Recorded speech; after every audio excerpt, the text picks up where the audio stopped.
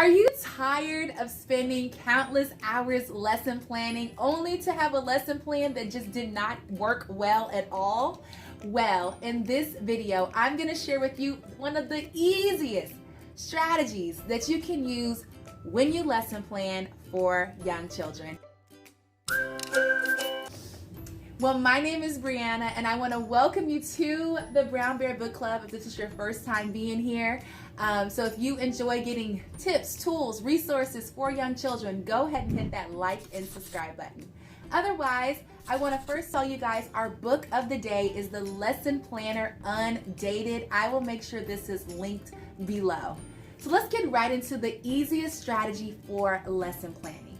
The easiest, by far, the easiest strategy to lesson planning is what I like to call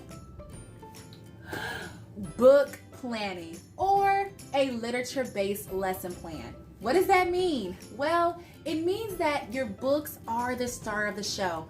Don't complete a lesson plan and then scramble for your books next. Start your lesson plan with your books first. So for example, right after you know the objective of your lesson plan for your students or your children, then you're going to choose books to go with each subject or a book that will cover all the different subjects. So for example, for English and Language Arts, we're learning about winter and Christmas right now. That's the overarching unit. So for English and Language Arts, we have S's for Snowman, God's Wintertime Alphabet.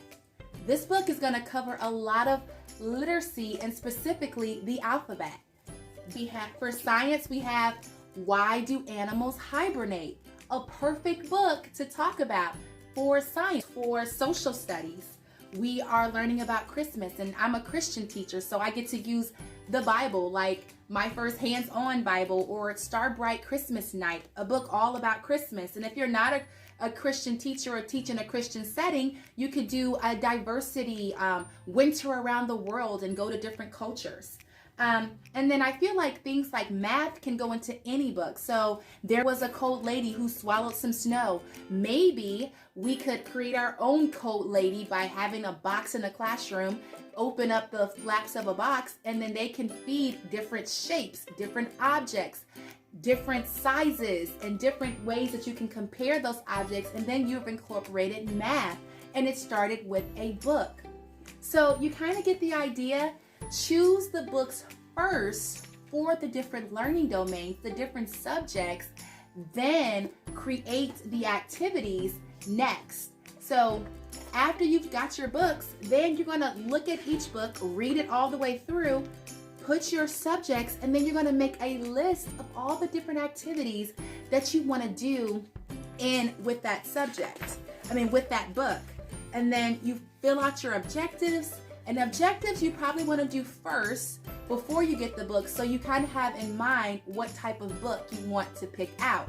So remember, choose the books first, not last, because then I feel like the books they're the star of every lesson plan. I don't know, I'm a little biased, but I really do feel like books make a good lesson plan great. So let me know in the chat below.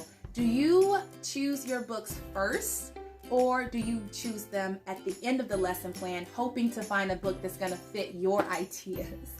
Let me know in the chat below. And if you want the lesson planner Undated, I have the links below. I also have some links to some lesson plan templates that I think will be super duper duper helpful for you. So let me know in the chat below. If you need those things, it will be in the description box.